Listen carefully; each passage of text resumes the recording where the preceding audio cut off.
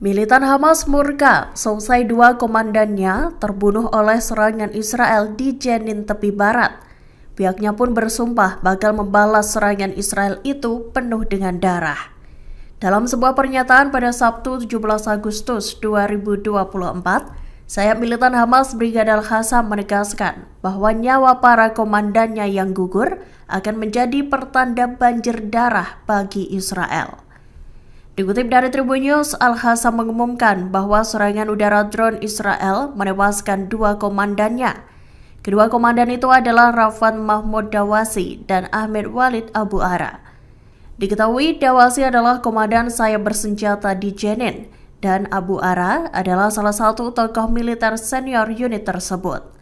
Pembunuhan dua komandan Al-Qassam itu terjadi kurang dari sebulan setelah tewasnya Kepala Biro Politik Hamas Ismail Haniyeh.